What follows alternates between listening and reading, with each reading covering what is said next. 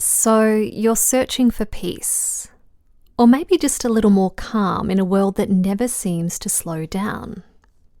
But how do you find that still point inside yourself when the to-do list is endless, your inner critic is loud, and your mind won't quit spinning?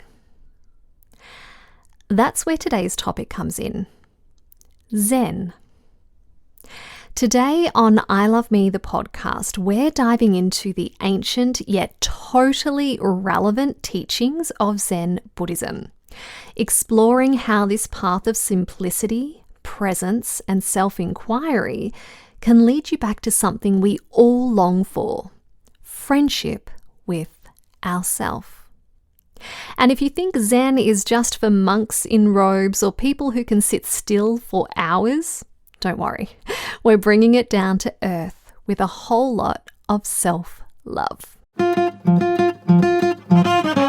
love,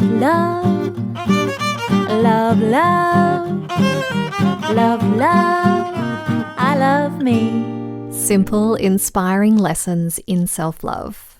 Hey, my Zen friend, it's Tamara here. Let's start with the obvious question. What is Zen? Zen is a school of Buddhism that came out of China, flourished in Japan, and basically got cool points in the West for its minimalist style and cryptic koans.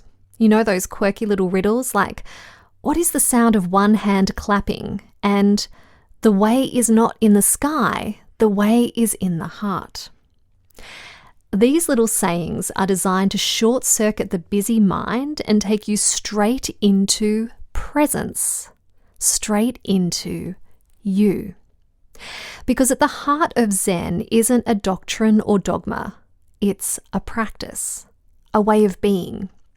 And if you strip it back, which, as you know, I'm a big fan of that, what Zen is really pointing to is friendship.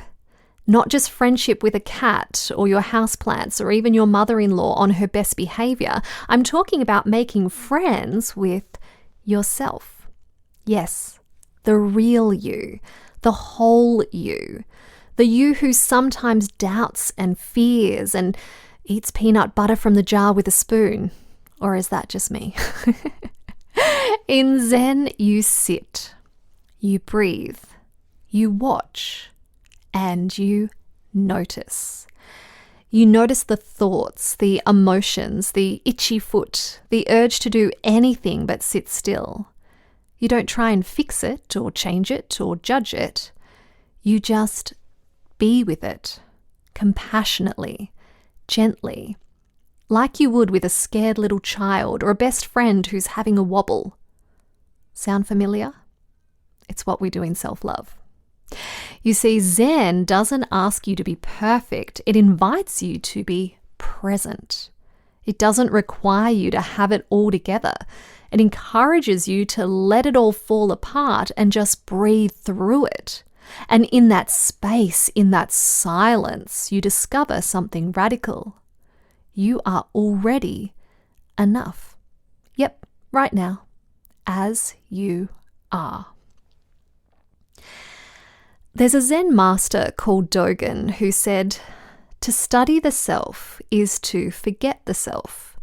To forget the self is to be awakened by all things. What does that mean?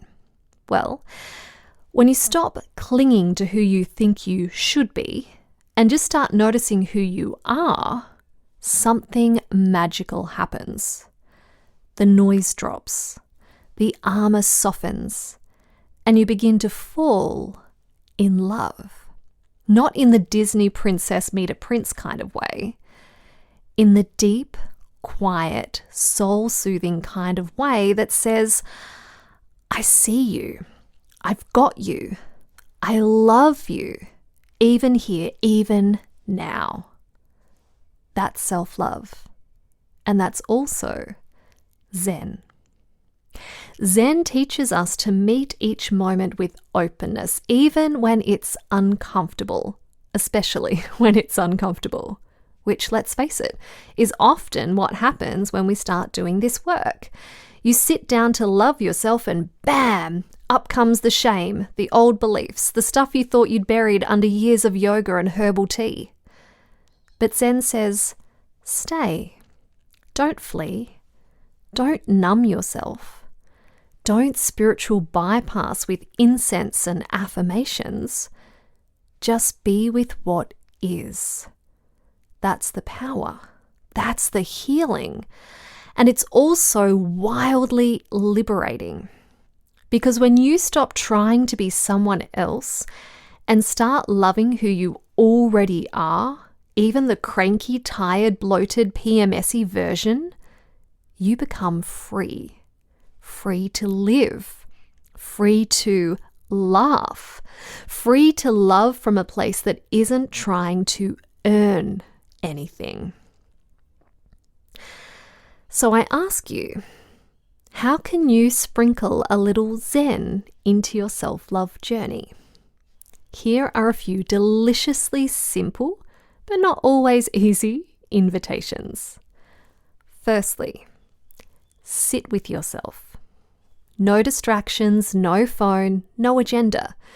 Just you, your breath, and a bit of stillness. It can be 5 minutes or even 1. The key is presence. I have a beautiful episode on meditation. If you want to go deeper on this, I'll pop that in the show notes. Number 2, welcome everything. Yes, everything. Even the grumpy voice in your head that says you're not good enough. Don't argue with it. Just notice it. Say hello and let it pass through like the weather. 3, drop the striving. You don't have to be a better version of yourself to be worthy. You're already worthy.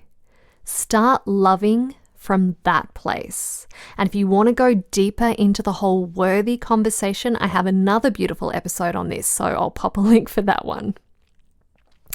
Number 4, laugh often. Zen can be serious in practice, but it's also full of humor. The more you can giggle at your ego's little dramas, the lighter everything feels.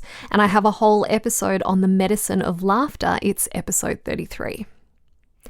Finally, number 5, trust the process. Some days you'll feel enlightened. Some days you'll feel like a potato in a dressing gown. Both are welcome. Keep showing up. And if you'd like to go deeper into these teachings, you'll find a beautiful Zen journey into self-love inside my Way of Self-Love course. This is a gorgeous program that invites you to make friends with yourself the Zen way, so you can finally love and accept yourself just the way you are. All the details are in the show notes. So, my dear Zen warrior of self-love, as we wrap up today's episode, remember this. You don't have to go to a monastery, or shave your head, or chant in ancient Japanese to practice Zen. You just have to be willing to sit with yourself, to meet yourself, to love yourself, even when it's messy, especially when it's messy. Because when you do, that's when the magic happens. If this episode gave you a little light bulb moment, or even just a cozy reminder to be kind to yourself, please take a moment to share it with someone you love. It might just be what they need today. And if you're enjoying I Love Me, the podcast, it would mean the world to me if you'd leave a review, give it a little 5-star love, or hit that follow button so you don't miss future episodes. Your support helps spread the self-love ripples far and wide. Until next time, keep being beautifully, wonderfully you. I love me.